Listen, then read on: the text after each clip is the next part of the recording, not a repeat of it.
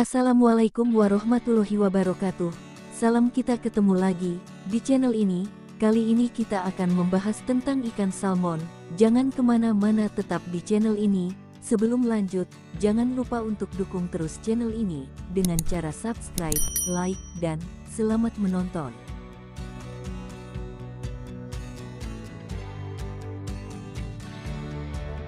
Ikan salmon merupakan salah satu jenis makanan laut hasil budidaya yang paling penting secara komersial di dunia, dan salah satu yang paling banyak dikonsumsi.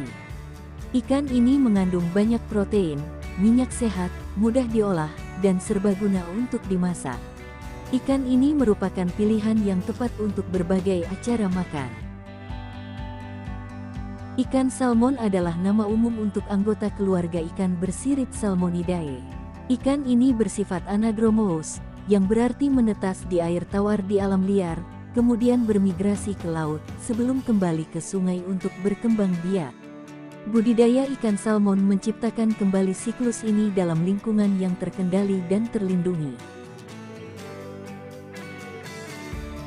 Banyak spesies salmon ditemukan di seluruh dunia. Yang paling umum dikonsumsi dan paling banyak disertifikasi oleh ASC adalah salmon Atlantik, Salmo salar. Spesies lain yang disertifikasi ASC adalah salmon Atlantik daratan, Salmo salar sebago, salmon coho, Oncorhynchus kisuch, dan salmon sokeye, Oncorhynchus nerka. Ikan salmon Atlantik merupakan spesies ikan salmon terbesar ketiga dan diketahui dapat tumbuh hingga 1 meter panjangnya. Ikan ini ditemukan di Samudra Atlantik dan sungai-sungai yang mengalir ke dalamnya. Ikan ini memiliki panjang rata-rata 71 cm hingga 76 cm, dan berat antara 3,6 kg hingga 5,4 kg. Spesies salmon lain yang penting secara komersial adalah Chinook, cum, dan pink salmon, meskipun sebagian besar berasal dari stok liar dan bukan dari aquacultur.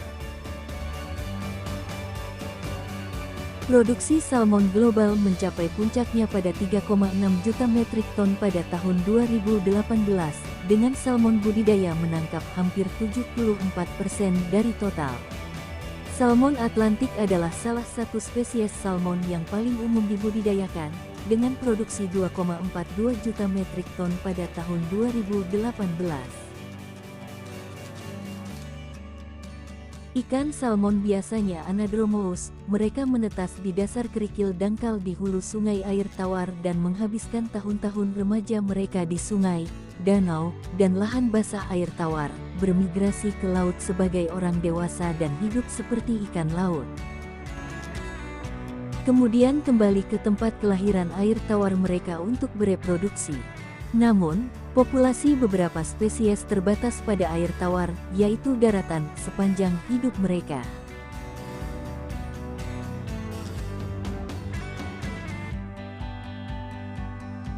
Cerita rakyat mengatakan bahwa ikan kembali ke sungai yang tepat di mana mereka sendiri menetas untuk bertelur, dan studi pelacakan telah menunjukkan bahwa ini sebagian besar benar. Sebagian dari salmon yang kembali dapat tersesat dan bertelur di sistem air tawar yang berbeda. Persentase tersesat tergantung pada spesies salmon. Ikan salmon juga ikan buruan, yang sangat berharga untuk memancing rekreasi, baik oleh pemancing air tawar maupun air asin. Banyak spesies ikan salmon yang kemudian diperkenalkan dan dinaturalisasi ke lingkungan non-asli seperti Great Lakes di Amerika Utara, Patagonia di Amerika Selatan, dan South Island di Selandia Baru.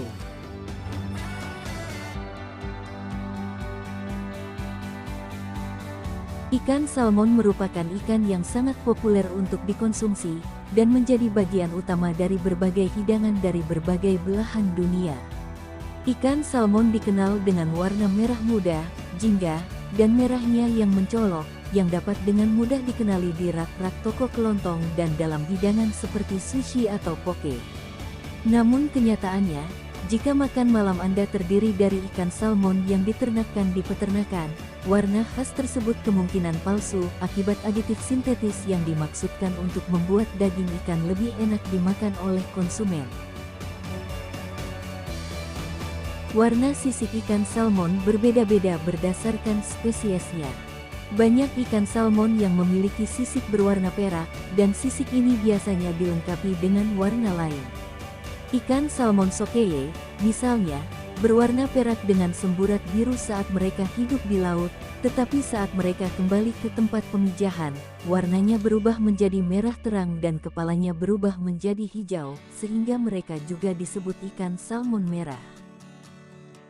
Akan tetapi, kebenarannya adalah bahwa biasanya ketika kita membahas warna ikan salmon, yang kita maksud bukanlah warna sisiknya, melainkan warna dagingnya setelah disembelih dan diiris. Hal ini sangat berbeda dengan kebanyakan hewan lainnya.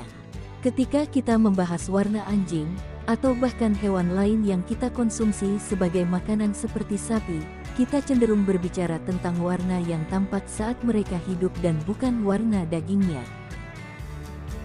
Begitulah sedikit cerita tentang ikan salmon. Semoga video ini bisa menjadi bermanfaat dan menjadi tambahnya wawasan teman-teman yang berada dimanapun berada. Tunggu video-video menarik selanjutnya, hanya di channel ini dan sampai jumpa.